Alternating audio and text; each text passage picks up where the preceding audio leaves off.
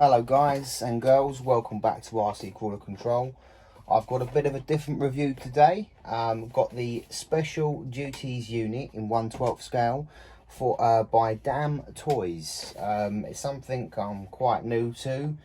I picked this one up a while ago, the one that's having a nice little beverage there.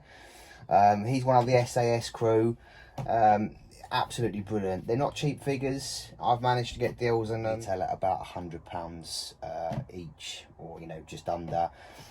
So I paid a lot less for mine. I won't pay that kind of money, but as you can see, the figures themselves are really good. They all articulate, really realistic.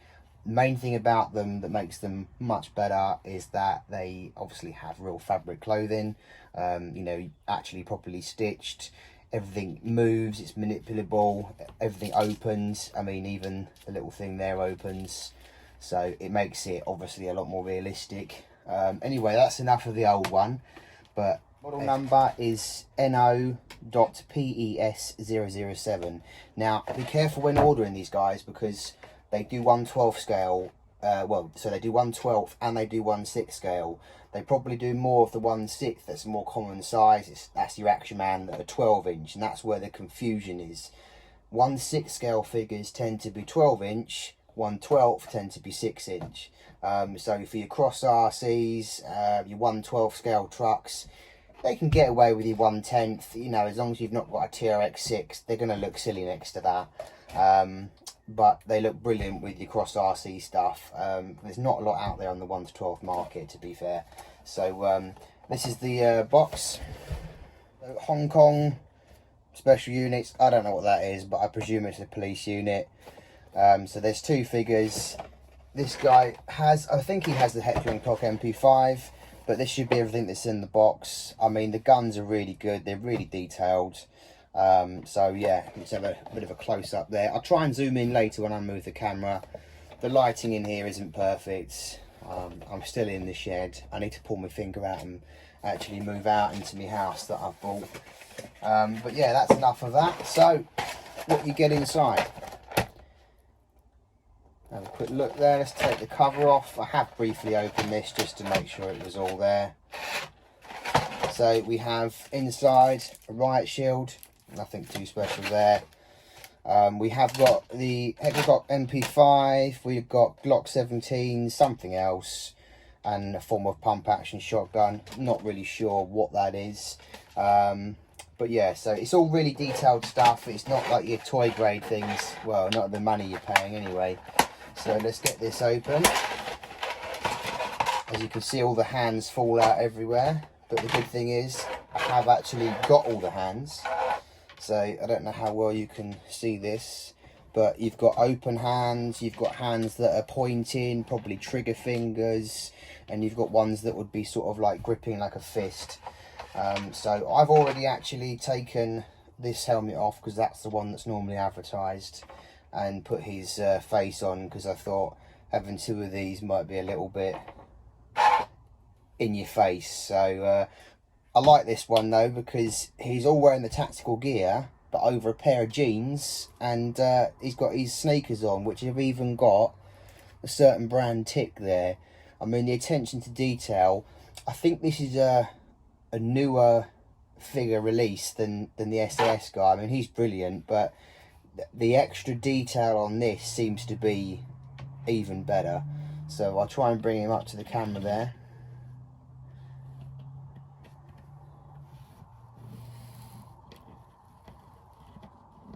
This is where someone else would have a nice fancy stand that turns around on its own. I don't have that. So we'll work with what we've got. So, but yeah, as you can see, he articulates pretty well. Legs can go up.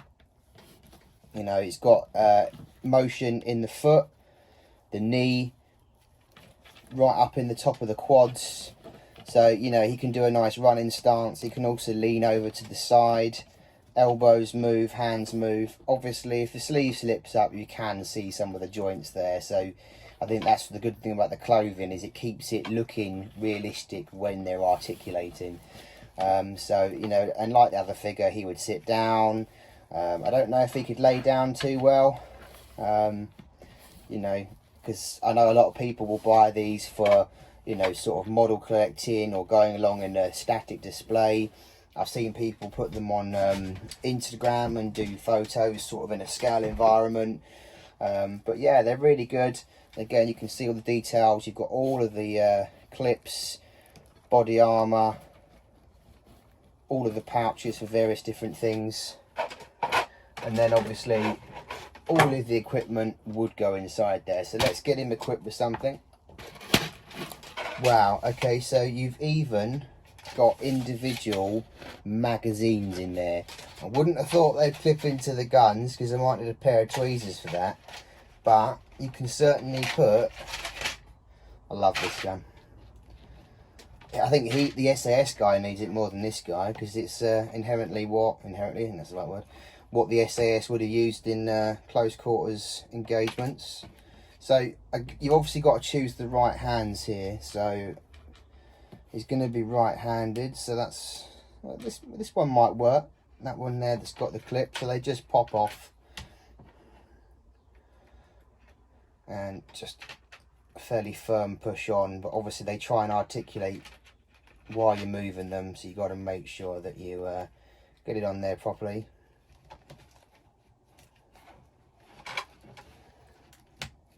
Ah, now that's clicked on properly. That ain't going anywhere soon.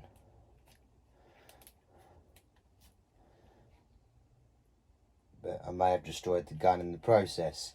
So be more gentle than me when trying to put the guns on. But trying to do everything in front of a camera can be quite difficult and challenging at times. As you can see there, let's get one of the mags out.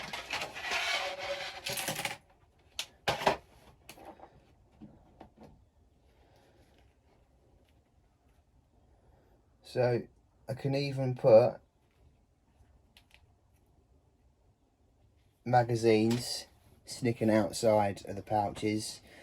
All the pouches here open. I'm not sure these little ones down here do, but all of these ones across here certainly open up.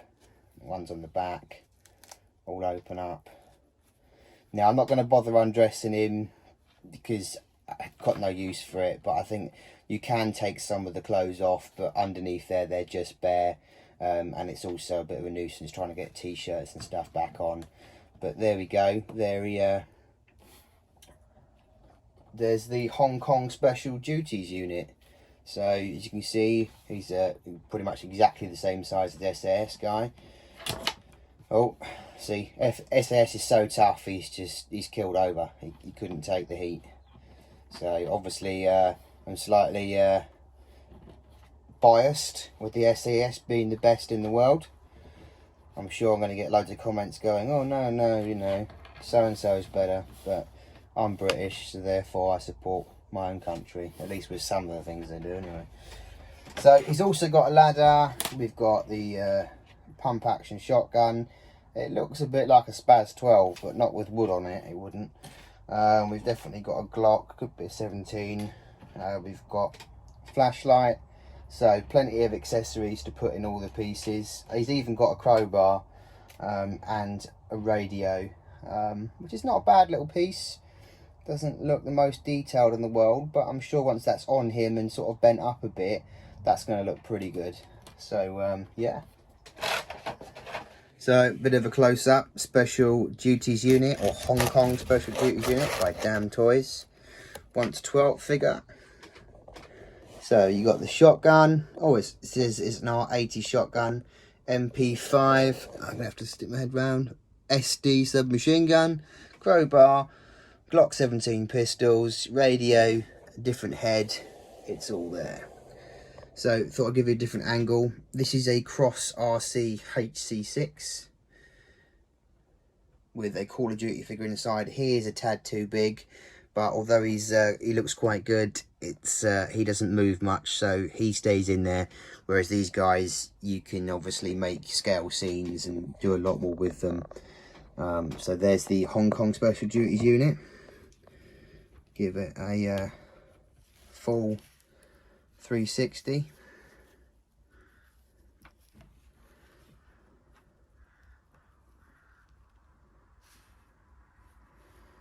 See all the gear on in there.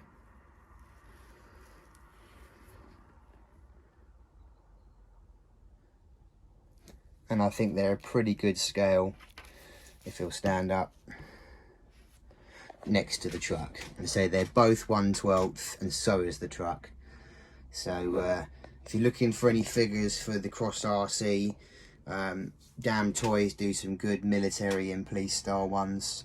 They look like they've got more stuff coming out. I think they've got Winston Churchill that I'm gonna have to get at some point just for a laugh.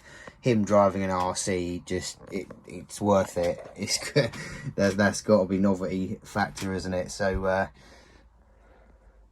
there we go. Hopefully that helps you guys choose, or guys or girls, choose some nice figures for the RC stuff. Like I said, here's his shield as well. So they just a nice figure to go alongside really nice scale trucks, because there's no point spending all that money on a nice truck to then ruin it by having scale figures that are too big. Now, if anyone's seen my videos or pictures, I do use these, but they'll be nearer the camera or they'll be further away, and the trucks will be nearer to make it look like they're all of a similar scale. Obviously that would need to go further away than these guys. You get the point. So because here's another figure where, hang on, let me get the right one. So another one of military ones that I've picked up second hand is these. They're really good, but they have very limited movement. They look really cool. Obviously not quite as good as these guys, because although they're in weird positions, they've got real clothing, whereas this is hard, like rubbery plastic. Again, but he's too big. He's not going to get in this cab anytime soon. I mean, he's a giant compared to the others. So but your 6-inch action figures is what you need for 1/12 with Cross RC. I would even argue that you can get away with these guys in 1/10, as long as they're not something like a 2x6, because they're just too big. Or that Unimog there I got is huge for a 1/10. I mean, it dwarfs this thing. So they wouldn't be good examples. But this 1/10 Land Rover I've got here, I mean, obviously it's massively jumped up, you know, probably like equivalent of a 6-inch lift, but you could easily put him inside. Next to it, he does look quite small, but it's doable.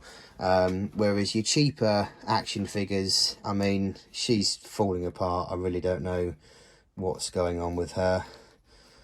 I mean, she's got a whole load of salsa movement going on there. And I don't know what's, maybe she's got a lockdown haircut, I'm not quite sure. But yeah, so you can see the difference between your typical toy grade action figure and your proper true 1/12 model grade stuff. So let me just see if I can find the guy's head. I've buried it somewhere.